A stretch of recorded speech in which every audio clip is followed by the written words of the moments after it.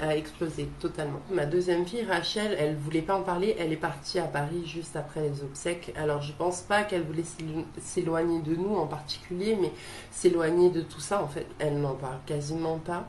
Mon mari ne m'en parle pas non plus. Et ça a provoqué des gros problèmes aussi bien dans notre famille que dans notre couple. Parfois, je pouvais me dire, mais c'est pas possible, il s'en fout. Alors que non, il s'en fout pas. Simplement, c'est trop dur de m'en parler. Il a pas envie. C'est pas dans son tempérament. On a passé vraiment des moments difficiles. C'est pour ça qu'on a fait une thérapie familiale pour exorciser un petit peu ce mal qui nous rongeait intérieurement et qu'on puisse mettre à plat. Voilà, moi je réagis pas comme toi, c'est pas pour ça que je suis pas malheureuse. On a mis beaucoup de temps à se remettre de ça. Les 5 premières années, ça a été vraiment horrible, horrible. Hein. J'ai eu des phrases de mes enfants dire on veut retrouver ma maman. Enfin, on veut retrouver notre maman. Kyle était omniprésent, vraiment. Mais quand je dis omniprésent, comme je disais tout à l'heure, il fallait tellement pas qu'on l'oublie que je ressassais.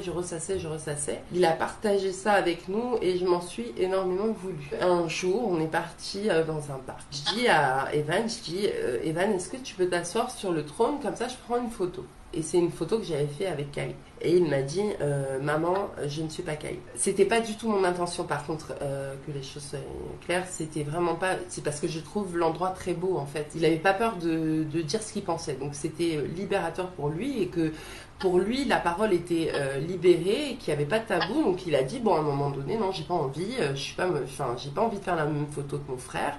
C'est comme ça. Il a subi le deuil lui aussi, d'une certaine manière.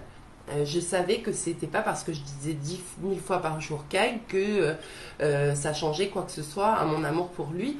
Moi qui avais tellement peur de l'oublier, je me rends compte avec ma petite poupette que c'est une évidence, il est avec nous tout le temps en fait. Il n'y a pas besoin voilà, de ressasser. Donc du coup, j'ai vraiment deux différents approches avec mes deux enfants et enfin les deux derniers et je trouve ça beaucoup plus sain de pas justement rabâcher et que ça devienne quelque chose de pesant. Il faut que ça soit quelque chose de plutôt. J'ai pas envie que Kyle soit une chape de plomb en fait. Je veux qu'il soit quelque chose de rayonnant comme il l'a été toute sa vie en fait. Ne perdez pas espoir. Ce qui vous arrive, c'est insoutenable. On peut se dire je vais en mourir en fait. Faites confiance à la vie. Vraiment, faites confiance à la vie. Quoi qu'il arrive, que ce soit un enfant, un parent, un ami ou quoi que ce soit, quand on perd quelqu'un, il vit à travers nous. Si on continue à faire partager le souvenir, il n'est jamais parti. C'est dur, c'est un combat. Vraiment, c'est un combat. Mais ne perdez pas espoir. De tout mon cœur, je vous souhaite de vous relever comme nous on a pu le faire. Votre enfant sera toujours près de vous. Le manque physique, c'est le plus difficile.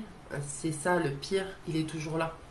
Et ça ne changera pas. Pour eux, on se doit de rester debout et de continuer à vivre parce qu'il y a des gens autour de nous qui gravitent et qui ont besoin aussi de nous, qui souffrent aussi de la situation. N'ayez pas peur, c'est dur, mais je suis sûre que vous allez y arriver.